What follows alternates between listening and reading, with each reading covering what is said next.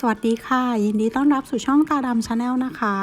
วันนี้มีวิธีทำซอสเกรวี่มาฝากกันค่ะสูตรนี้อร่อยมากๆแถมไม่ต้องใช้วัตถุดิบเยอะแยะมากมายเลยแค่ของที่มีในบ้านก็สามารถทำเป็นน้ำเกรวี่ราดมันบดได้แล้วค่ะ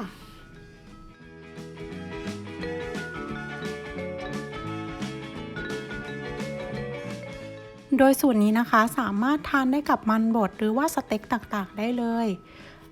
มาดูวิธีทำกันเลยค่ะเริ่มต้นนะคะเราจะเตรียมแครอทกับหอมใหญ่ค่ะแล้วก็หั่นเป็นชิ้นเล็กๆนะคะเป็นลูกเต๋า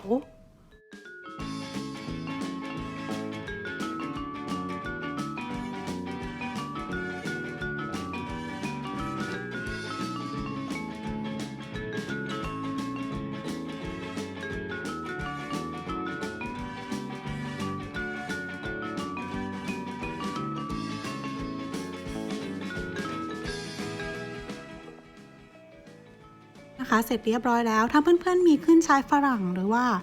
เซอร์รารี่นะคะก็สามารถใส่เข้าไปได้ค่ะเรามาเริ่มทำน้ำเกรวี่กันค่ะเริ่มต้นจะใช้หมูบดหรือว่าเนื้อบดก็ได้นะคะวันนี้ใช้เป็นเนื้อบดหรือว่าใครไม่มีเนื้อบดหรือว่าหมูบดนะคะก็ใช้เป็นเนื้อชิ้นก็ได้ค่ะเราก็จะนำมาผัดกับกระทะนะคะ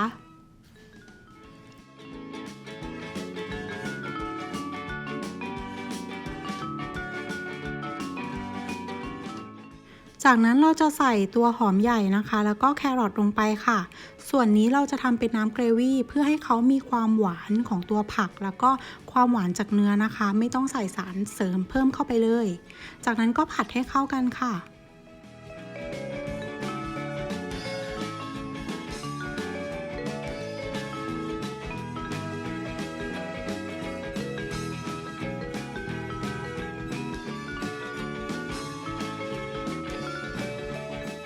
ต่อไปเราจะใส่ไวน์แดงนะคะประมาณ3ช้อนโต๊ะค่ะ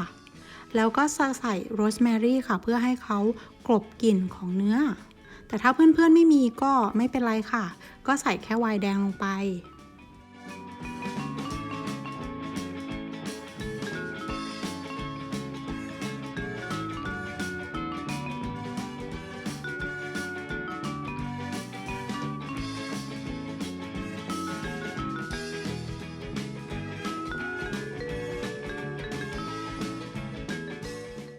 จากนั้นเราจะใส่น้ำซุปนะคะจะเป็นซุปไก่หรือว่าซุปเนื้อก็ได้ใส่ไปประมาณ3ทัพพีหรือว่าประมาณ400มิลลิลิตรนะคะ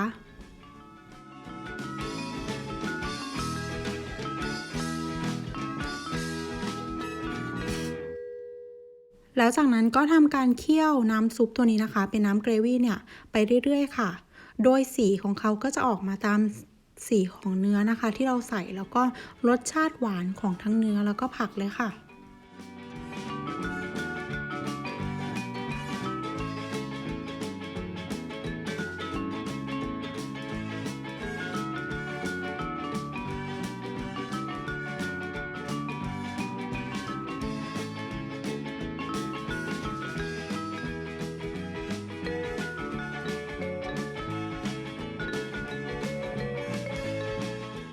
ก็เคี่ยวจนกระทั่งเขาเดือดนะคะประมาณ 5-8 นาทีค่ะจากนั้นเราจะกรองนะคะนำน้ำซุปตัวนี้น้ำซุปที่มีความเข้มข้นเนี่ยมาทำน้ำเกรวี่กันต่อค่ะ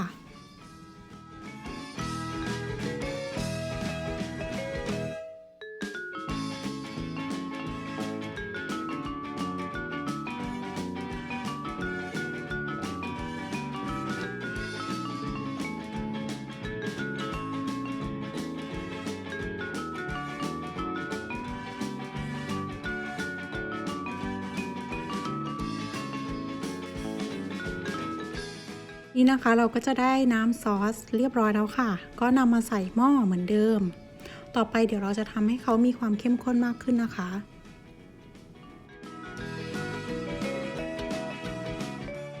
เราจะมาใช้เนยนะคะเป็นเนยจืดก็ประมาณ1ช้อนโต๊ะโดยปริมาณเนยจะเท่ากับแป้งสาลีอเนกประสงค์นะคะแล้วก็ใส่แป้งสาลีอเนกประสงค์1ช้อนโต๊ะทำการผสมให้เข้ากันค่ะโดยตัวนี้นะคะจะทำให้เพิ่มความหอมแล้วก็ความเข้มข้นของตัวซอสเกรวี่ของเราค่ะ แนะนำให้ใช้เป็นเนยที่เอาอุณหภูมิห้องนะคะ วันนี้เนยเขาจะแข็งหน่อยเพราะฉะนั้นเวลาผสมเขาก็จะยากนิดนึงค่ะ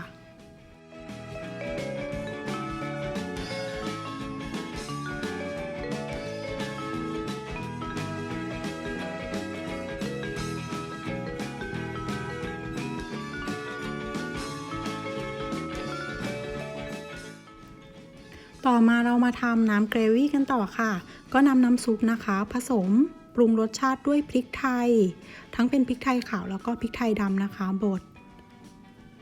รวมถึงปรุงรสชาติด้วยเกลือนะคะ จากนั้นก็ชิมรสชาติว่าเขาเค็มกำลังดี แล้วเราก็ทำการเปิดไฟแล้วก็เคี่ยวต่อจนกระทั่งเขาเดือดนะคะ เดี๋ยวเราจะใส่ในส่วนของแป้งที่เราเตรียมไว้กับเนยค่ะ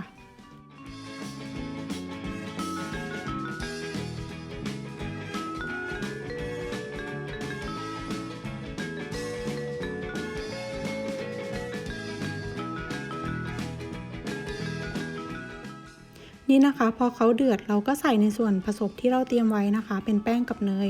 ลงไปแล้วก็คนให้เข้ากันค่ะ แล้วก็ดูความข้นตามที่เราชอบนะคะ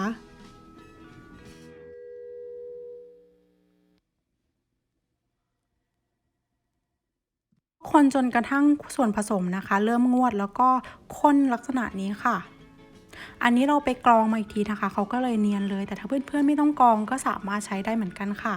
แล้วก็ชิมรสชาติปรับรสชาติตามชอบใจเสร็จเรียบร้อยแล้วค่ะน้ำเกรวี่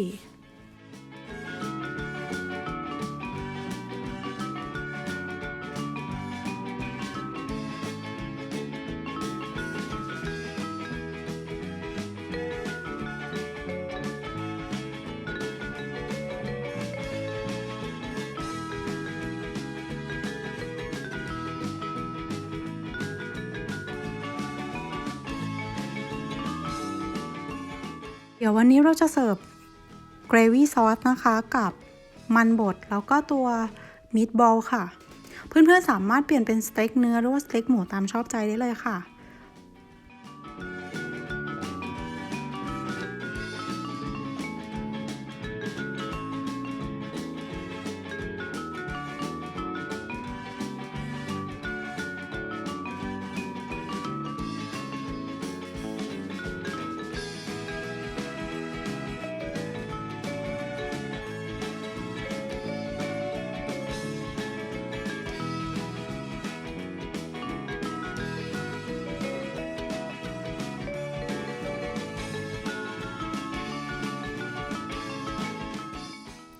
เสร็จเรียบร้อยแล้วค่ะสำหรับซอสเกรวี่ของเรา